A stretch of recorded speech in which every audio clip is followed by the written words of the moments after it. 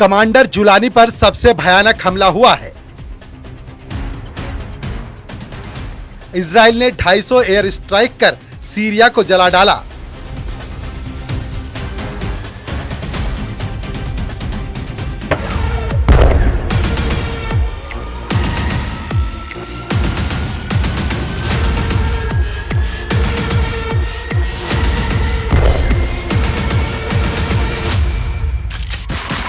क्या अब greater Israel के नक्शे पर दिखेगा सीरिया?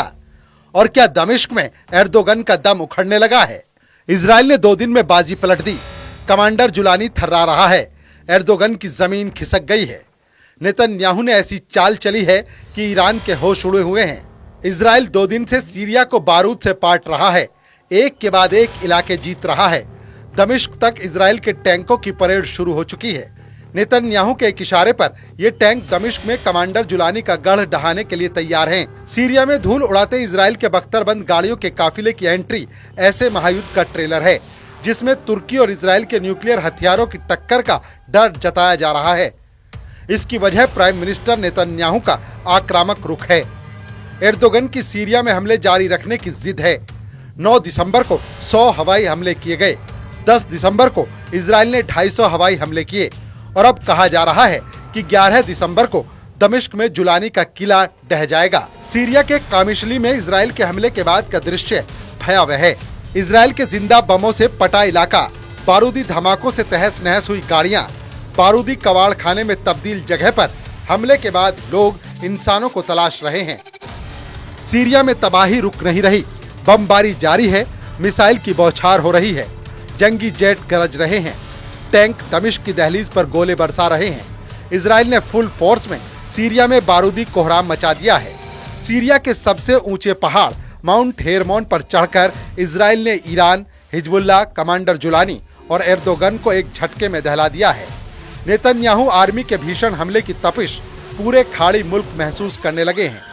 10 दिसंबर को दर्जनों हेलीकॉप्टर और फाइटर जेट से इजराइल ने सीरिया में तहलका मचाया है।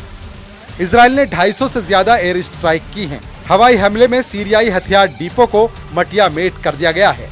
इजराइल ने बशर अल असद के खतरनाक हथियारों को बर्बाद किया है। टाइम्स ऑफ इजराइल की रिपोर्ट के मुताबिक पूर्वोत्तर सीरिया में होम्स के ग्रामीण इलाकों में शिनसर बेस और दमिश्क के दक्षिण पश्चिम में अकरबा हवाई अड्डे पर इजराइल ने जंगी जेट से बम बरसाए हैं।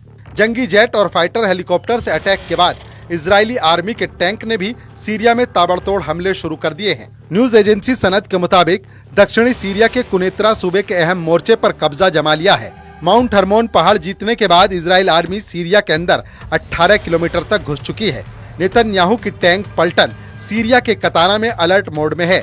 कताना राजधानी दमिश्क से सिर्फ 20 किलोमीटर दूर दक्षिणी शहर है। कमांडर जुलानी, जिन एर्दोगन को अपना सरदार मानते हैं, उन्हें सीरिया से मार भगाने के लिए इजराइल हमले कर रहा है। ईरान की जुलानी से गुटबाजी को रोकने के लिए भी नेतन्याहू स्ट्राइक करवा रहे हैं। सीरिया में इजराइल का पहला मिशन कंप्लीट हो चुका है। माउंट हेरमोन पर कब्जे के बाद ईरान में खलबली मची हुई है। हेरमोन पहाड़ के चलते इजराइल सीरिया और लेबनान में निगरानी नहीं कर पाता था।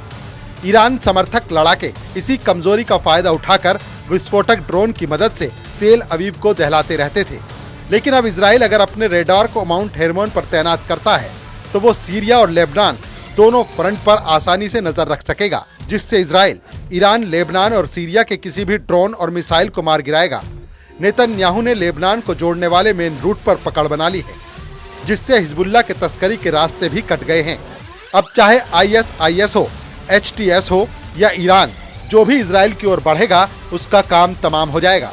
इजराइल के ड्रोन, सतह से सतह तक मार करने वाली मिसाइलें और लेजर गाइडेड बम दुश्मनों को एक बार में बेदम करने के लिए काफी हैं। सीरिया में जारी हमले के बीच नेतन्याहू ने ऐलान किया है कि बारूदी धमाके की अभी शुरुआत भर हुई है।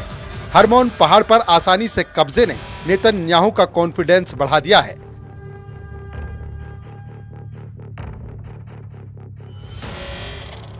तुर्की में सीरिया के जितने भी शरणार्थी हैं, उन्हें एर्दोगन ने जल्द से जल्द तुर्की से भागने के आदेश दिए हैं।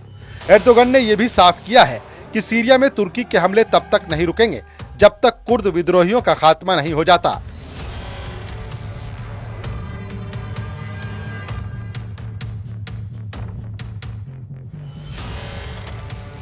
अब जहां सीरिया में जारी लड़ाई पर दुनिया की नजरें हैं, क्योंकि ये लड़ाई तीसरा विश्व युद्ध का रूप ले सकती है, और ऐसा कहने की एक और वजह सामने आई है।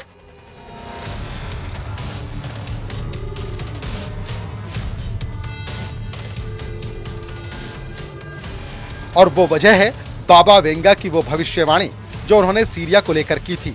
बाबा वेंगा ने कथित रूप से कहा था कि जब सीरिया गिरेगा तब पश्चिम और पूर्व के बीच एक बड़ा युद्ध होगा। पूर्व में एक संघर्ष छिड़ेगा जो तीसरे विश्व युद्ध की ओर बढ़ेगा, एक ऐसा युद्ध जो पश्चिम को नष्ट कर देगा। अब जब सीरिया में युद्ध और भी तेज हो गया है तो इस भविष्यवाणी को फिर से देखा जा रहा है, क्योंकि इस भविष्यवाणी के पीछे छुपा है दुनिया का सबसे बड़ा खौफ, सबसे बड़ी आग, जिसमें पूरी पृथ्वी के जलने का खतरा है। सीरिया में 10 दिनों के अंदर जो कुछ हुआ वो तो कुछ भी नहीं। आने वाले वक्त में कितने ताज उछाले जाएंगे, इसकी भविष्यवाणी करने वाले बाबा वेंगा की चर्चा पूरी दुनिया में हो रही है।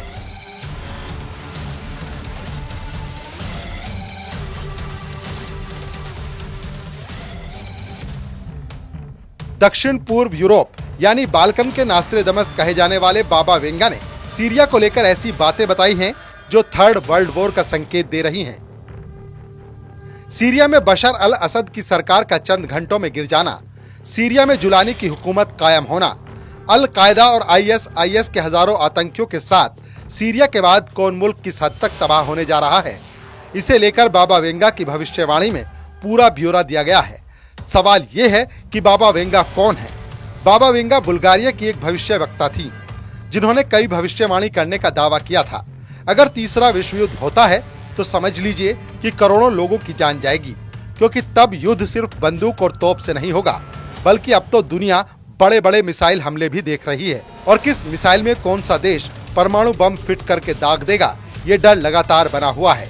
इस वक्त सीरिया में लड़ाई फिलहाल इजराइल बनाम फाइटर ग्रुप चला रही है, दूसरी तरफ तुर्की बनाम कुर्द विद्रोहियों की चल रही है। उसे एक न एक दिन तुर्की बनाम इजराइल बनने का खतरा है, क्योंकि तुर्की सीरिया पर फुल कंट्रोल चाहता है। नेतन्याहू इसके विरोध में है। तुर्की हमास और हिजबुल्लाह का कट्टर समर्थन करता रहा है। इजराइल के हमले की निंदा एर्दोगन सभी मंचों से करते रहे हैं। एर्दोगन ने ये तक बयान दिए हैं कि इजराइल तुर्की को भी निशाना बना सकता है, यानी इस दुश्मनी का अगला पड़ाव युद्ध का मैदान है। इस टकराव की एक कड़ी ईरान से भी जुड़ी हुई है। खाड़ी मुल्कों में ईरान को सबक सिखाकर अमेरिका पुराना रुतबा हासिल करने के लिए तैयार है, यानी सीरिया सिविल वॉर के महायुद्ध में तब्दील होना तय है। इसकी शुरुआत उन्हीं देशों के टकराव से होगी जो सीरिया के वॉर जोन में अलग अलग दुश्मनों के खात्मे में लगे हैं।